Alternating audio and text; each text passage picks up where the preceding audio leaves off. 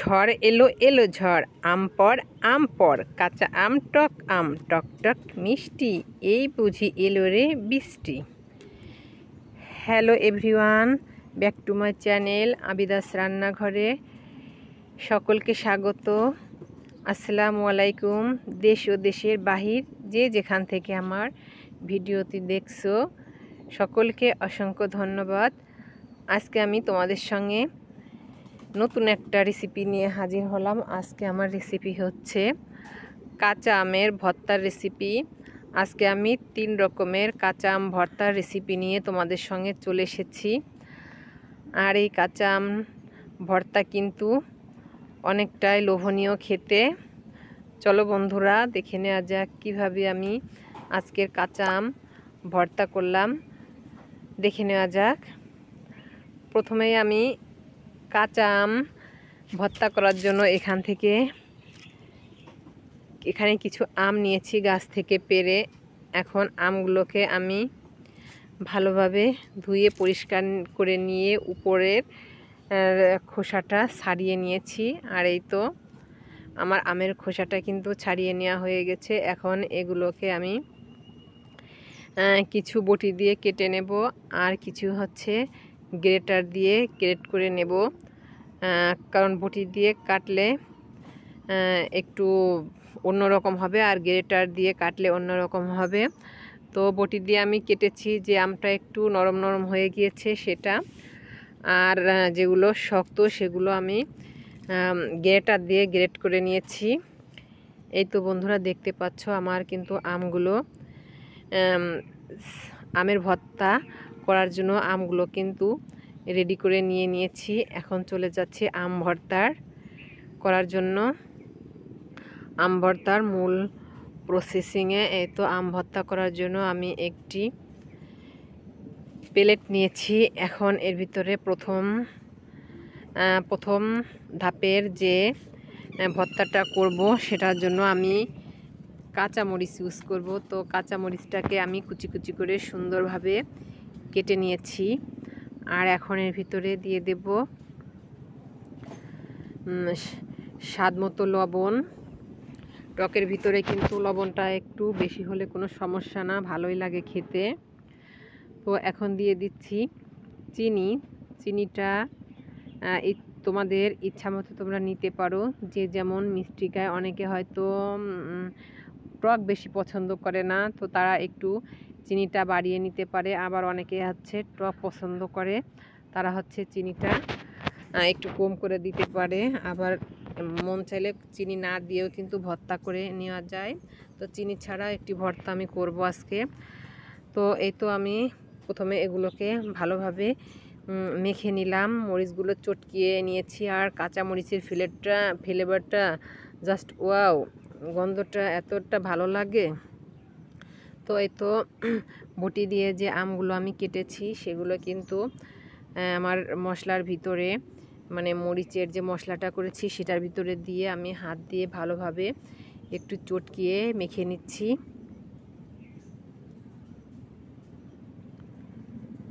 তো আমি 3 প্রকারের আমের ভর্তা তোমাদের সঙ্গে শেয়ার করতে চেয়েছি। আমার কিন্তু এক রকমের আম ভর্তা আর আম মাখা যে যাই বলো না কেন, এক প্রকারের আম ভর্তা কিন্তু রেডি হয়ে গেছে। তো এটাকে আমি একটি প্লেটে নিয়ে নিচ্ছি সরিয়ে। এখন দ্বিতীয় আম ভর্তাগুলো আমি করে নেব।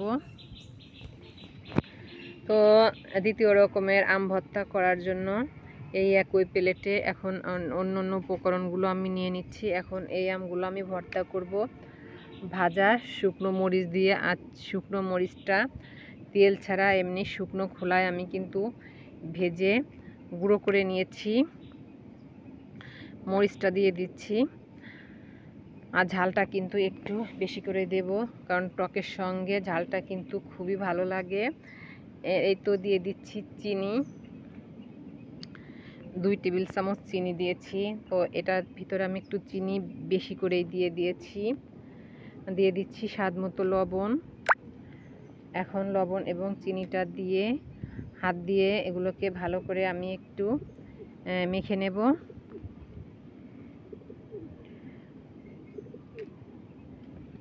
চিনি এবং লবণটা আমি মরিচের সঙ্গে সুন্দরভাবে মেখে নিয়েছি। এখন এর ভিতরে দিয়ে দেব আমি যে গ্রেটার দিয়ে আমটা ঝুরি করে নিয়েছিলাম সেগুলো কিন্তু এখন এর ভিতরে দিয়ে আমি মেখে নেব। আর এই আম ভর্তাটা কিন্তু গ্রেটার দিয়ে যে আমটা করা, এই ভর্তাটা কিন্তু সকলে খেতে পারে। বাচ্চা বলেন, বুড়ো বৃদ্ধা বলেন, সকলে কিন্তু এই আম ভর্তাটা খেতে পারবে, যেহেতু এই ভর্তাটা খুবই সফট হয়। তো এই আম ভর্তাটাকেও আমি সুন্দরভাবে মেখে নিয়েছি। আমি মাখছি আর আমার তো মানে দেরি করতে পারছি না যে কখন খাবো। তো দ্বিতীয় ভর্তাটাও কিন্তু আমার রেডি হয়ে গেছে। তো এই ভর্তাটাও কিন্তু আমি একটি প্লেটে কিন্তু তুলে নিচ্ছি।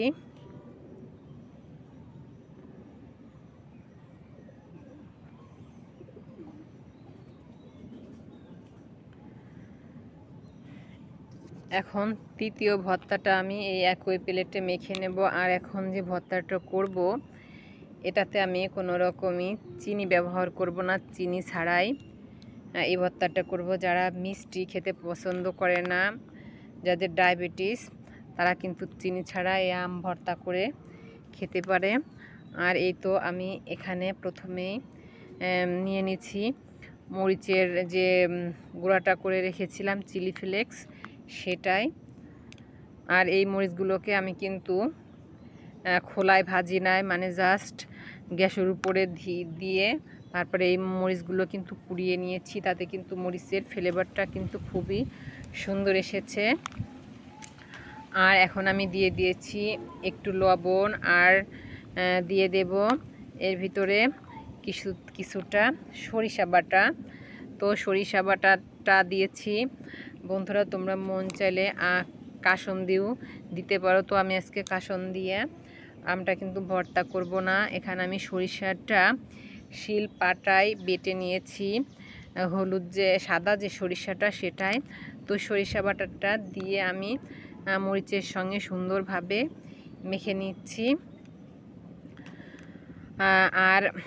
আর একটু স্বাদ বাড়ানোর জন্য এখন এর ভিতরে আমি দিয়ে দেব বিট লবণ।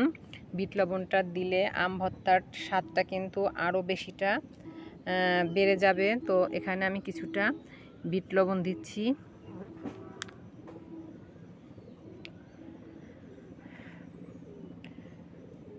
আর একটু বিট লবণ দিয়ে দিচ্ছি, কারণ এখানে অনেকটা পরিমাণে আম রয়েছে আরও ভর্তা করার। তো বিট লবণটা দিয়ে আবারও একটু হাত দিয়ে আমি সুন্দরভাবে মেখে নিচ্ছি। আর কিন্তু বাচ্চারা কিন্তু আমার এই আম ভর্তা খাওয়ার জন্য অপেক্ষা করছে যে কখন আম ভর্তা মাখানো হবে আর কখন খাবে। তো আমটা কিন্তু আমি এখন দিয়ে দিয়েছি মশলার ভিতরে। আমটা দিয়ে হাত দিয়ে ভালো করে সুন্দরভাবে মেখে নেব।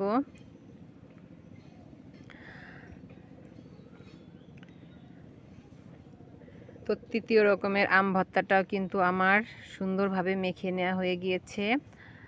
আর এটাকেও কিন্তু আমি একটি সার্ভিং প্লেটে নিয়ে নেব। বন্ধুরা, তোমরা যারা আমার ভিডিওর সঙ্গে এ পর্যন্ত এসেছো, সবাই অবশ্যই ভিডিওতে একটি লাইক দিয়ে কন্টিনিউ করো আর ভিডিওটি ফুল ওয়াচ করো প্লিজ বন্ধুরা। আর আমার এই আম ভর্তার রেসিপি দেখে বন্ধুরা তোমাদের জিভে যদি জল আসে তাহলে কিন্তু আমি দায়ী না। এই তো আমার 3 রকমের ভর্তা কিন্তু রেডি হয়েছে। আর মাশাআল্লাহ অনেকটাই লোভনীয় হয়েছে। আম ভর্তা দেখে কারি না খেতে মন চায়, আর জিভে জল না এসে থাকতেই পারে না। আম ভর্তার কথা শুনলেই তো মন চায় যে একটু ভর্তা খাবো, যদি খেতে পারতাম। এই তো আম ভর্তা কিন্তু আমার রেডি হয়ে গেছে বন্ধুরা।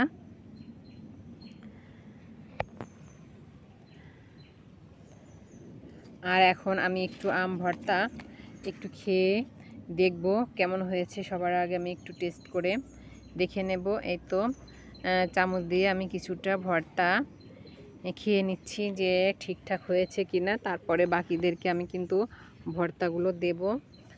বন্ধুরা, আমার আজকের আম ভর্তা রেসিপিটি কেমন হলে তোমরা অবশ্যই কমেন্ট করে জানাবে। আজকের মতো নিচ্ছি বিদায়, আল্লাহ হাফেজ।